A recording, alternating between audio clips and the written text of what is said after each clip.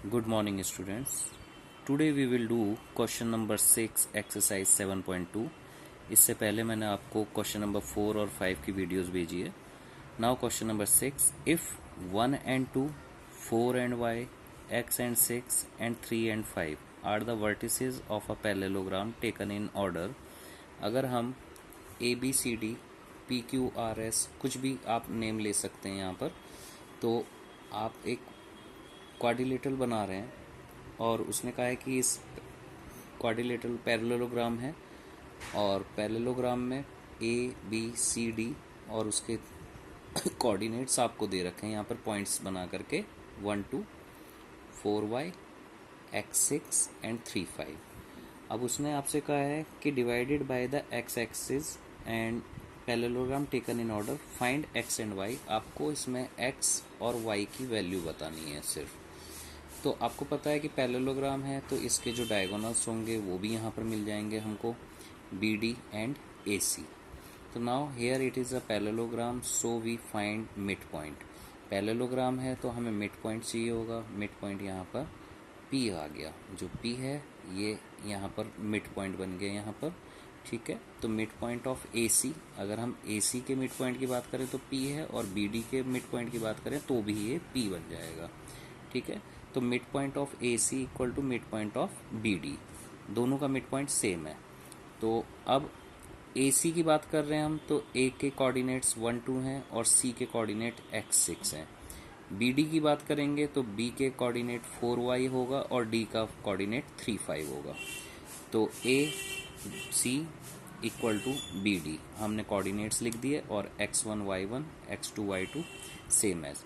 अब mid point formula का use करेंगे क्योंकि हमें मिड पॉइंट दे रखा है, इसलिए यहाँ पर हम सेक्शन फार्मूला ना लगा करके मिड पॉइंट लगाएंगे सीधे.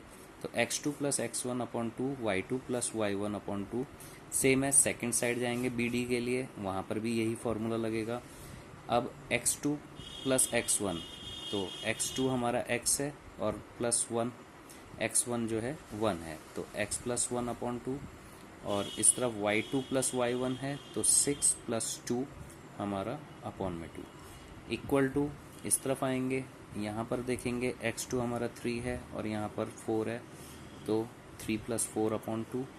और इस तरफ देखेंगे 5 एंड y हमारा y1 है तो 5 प्लस y अपॉन 2. अब इसको सॉल्व करेंगे तो x plus 1 upon 2 as it is रहेगा. यहाँ पर 6 2 8 और 2 से कट करेंगे तो 4 रह जाएगा यहाँ पर. इस तरफ आएंगे 4 3 7 अपॉन 2 और यहाँ पर 5 प्लस वाई अपॉन 2 हो जाएगा. अब यहाँ पर x प्लस 1 अपॉन 2, इसके लिए हमारे पास ये x एक्सिस है, ये भी x एक्सिस था, ये y एक्सिस के लिए है, ये भी y एक्सिस के लिए है. तो हम इनको इनकी फॉर्म में ले जाएंगे. x plus 1 upon 2 equal to 7 upon 2 और इस तरफ 5 plus y upon 2 equal to 4. Cross multiply करेंगे, 2 की मल्टीप्लाई x प्लस 1 से करेंगे तो 2x प्लस 2 1 जा 2 इक्वल टू 2 7 जा 14 प्लस 2 सेकेंड साइड जाएगा माइनस हो जाएगा 12 रह जाएगा. 2 से सेकेंड साइड ले जाएंगे डिवाइड करेंगे 2 6 जा 12, तो x की वैल्यू 6 आ जाएगी. सेम एज 2 को सेकेंड साइड ले जाएंगे 4 के पास तो 2 4 जा 8, 5 यहाँ पे प्लस का है तो इसे सेकेंड साइड ले जाएंगे माइनस करेगा 8 माइनस 5 इक्वल टू 3, तो y इक्वल टू 3 आ जाएगा आपके पास. तो इस तरह से उसने सिर्फ x और y की वैल्यू पूछी थी, तो दोनों वैल्यूज़ आपकी यहाँ पर निकल जाएंगी. आई होप आपको ये समझ आया होगा. इस वीडियो को जब आप देखेंगे तो आपको धीरे धीरे ये क्वेश्चन समझ में आ जाएगा. Thank you. क्वेश्चन 7 है. क्वेश्चन 7 में find the coordinates of a point A where A B is the diameter of a circle whose centre is 2 and -3 and B is 1 4.